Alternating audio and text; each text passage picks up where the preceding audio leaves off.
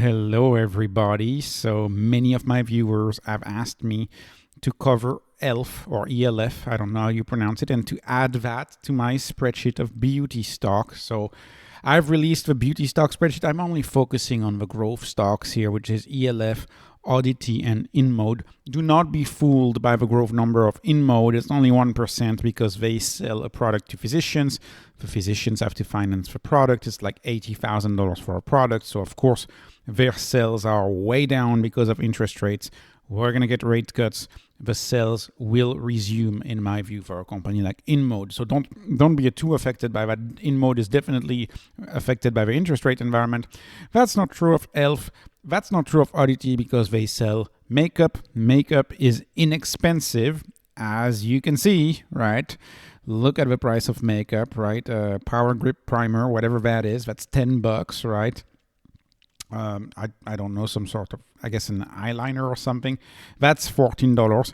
This would be, I suppose, something like a, well, I don't really know what that is, but that's $12, right? That's cheap. That's pretty cheap, and that's why the sales are not really impacted by a recession. They're not really impacted by interest rates, right?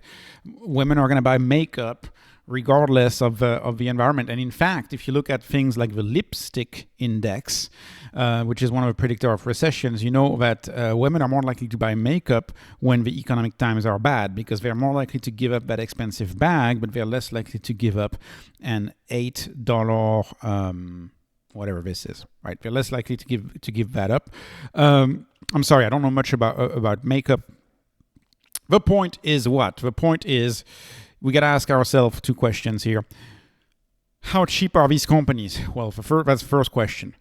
They're very cheap, right? e.l.f. is trading at 0.22.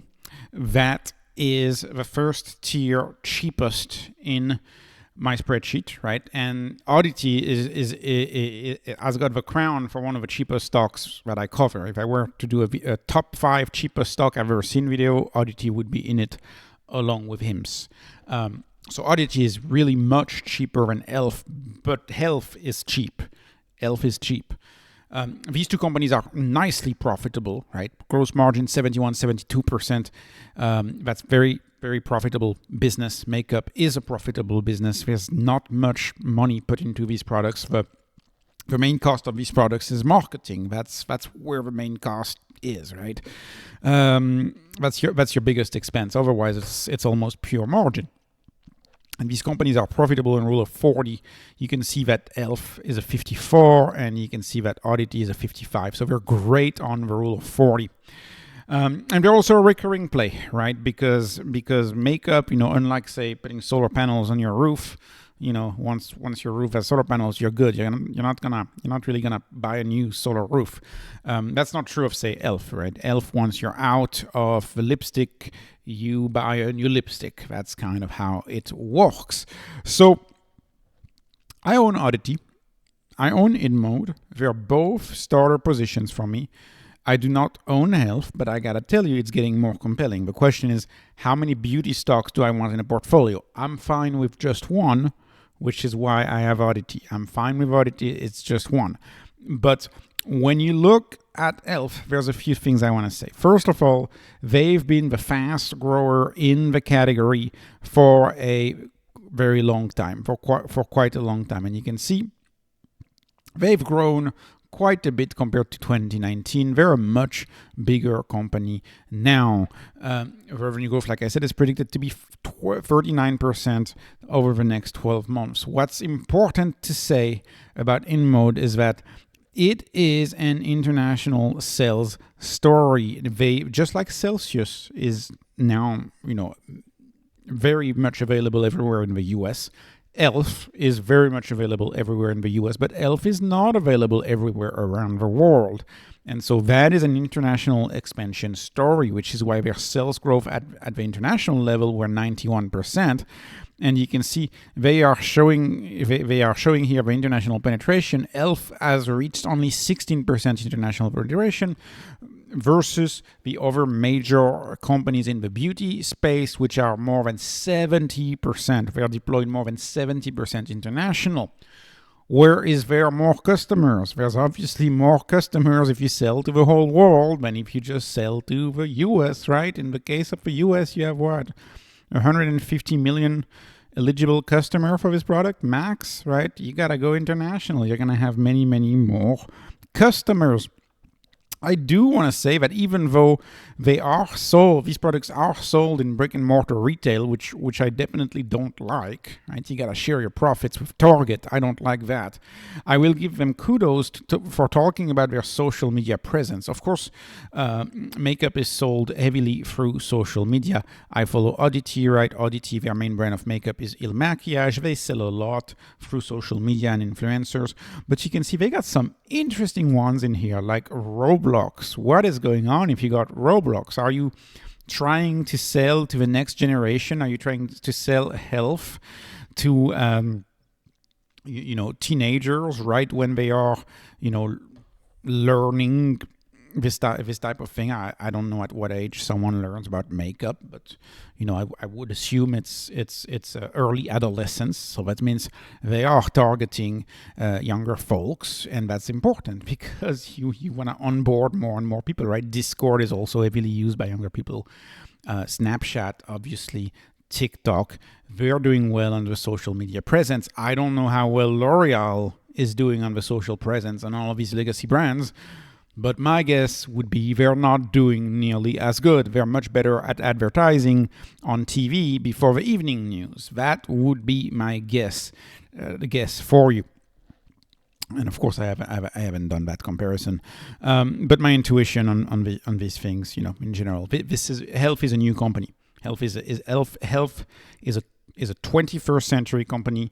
It is going after a 21st century woman, and therefore it is promoting the product very, very differently. It's using the bright colors. It's using the codes of social culture of today. Like I said, the products are very cheap, and they pride themselves on that inexpensive product. I also want to point out this chart. You can see they say on average their product is about $650 compared to other mass retailer brand being $950, and prestige brands are $20. I don't know much about makeup, but I also know, I'm going to tell you, you can go cheaper than e.l.f. Actually, if you go to a dollar store, you'll see dollar store has makeup, dollar stores, they have perfume. This is to tell you how much margin there is on these products. You can probably go much cheaper than e.l.f. That's why it makes more sense to follow kind of the 0 to 1 concepts.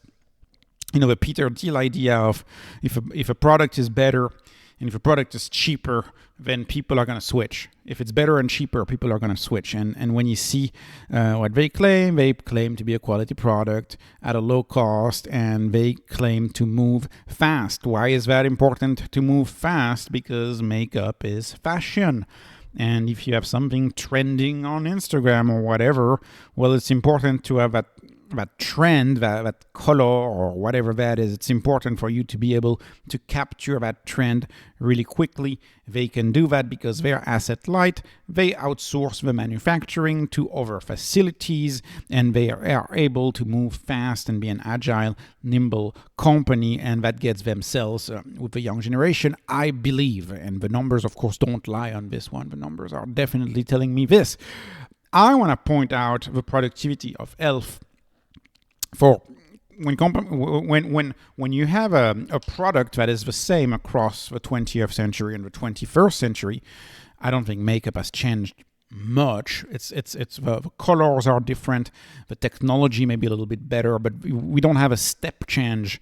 There's no technological change, right? There's no major technological change in makeup. It's always the same concept, right? You're gonna cover imperfections in the skin. So I think it's important to look at productivity.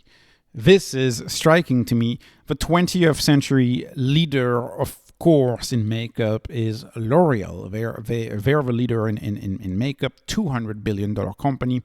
Kind of mind-blowing how a company could be this big for makeup. But anyways, $200 billion company.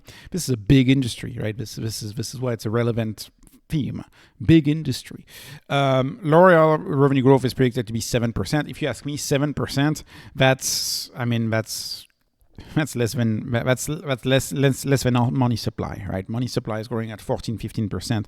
That means you're raising your prices, right? Your customers are paying up more for the product, but how many more customers, how many new customers is L'Oreal getting, right? That's point number one. Point number two is if the productivity is 2.4 million per employees, so not quite as good as say an Airbnb. Airbnb is like 5 or 6 million per employee, but every employee of e.l.f., if you divide revenue, right, the sales divided by the number of employees, each employee accounts for 2.4 million in sales, right? So, imagine you pay a good employee $100,000 a year. Well, you're doing a 24x compared to how much revenue they're bringing in, and you could also do that on gross profit, and you'd see it still be an outstanding amount. Of course, L'Oreal is nowhere there. It's at $475,000 per employee. I struggle to understand the bloat. I mean, this is just the way of the world. This is just the way it is. New companies are leaner, faster, they move quicker, they have better pricing. Of course, I cannot judge the quality. I am not a user of makeup. Nonetheless, I want to talk about the revenue, the average annual return, the annualized return. So the annualized return, you can see 2016 to 2024. So that's 8 years, and we have beat the NASDAQ. That's a nice pun here. The NASDAQ. We have beat the NASDAQ by 3 to 4%, right? So it's 20%. The NASDAQ, we're at 16-17%. So good luck. Good job, e.l.f. You're beating the NASDAQ despite the stock dropping 50% in the past 6 months. So they've beat the NASDAQ. Obviously, if I had done that price comparison when the stock was trading at 210, they would have a much higher average annual return. Kudos, they're doing good. Like I said, I can only have one beauty stock. So for me, it's Oddity, because I like inexpensive companies when I cannot fully understand the business. So I own Oddity, and but kudos to those who own e.l.f. It's not a bad company. So Oddity, I'm not gonna spend a lot of time talking about Oddity. The only thing I'll say about Oddity is they have 2 products. These products are mostly sold through social media. What makes Oddity special is their color matching technology. They use AI.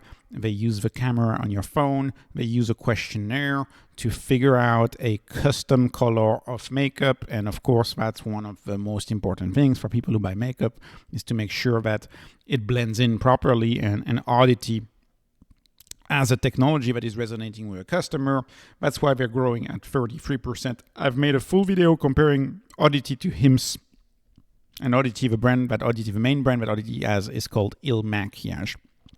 And lastly, let me talk about Inmode. So Inmode, of course, I'm actually not down that much on Inmode.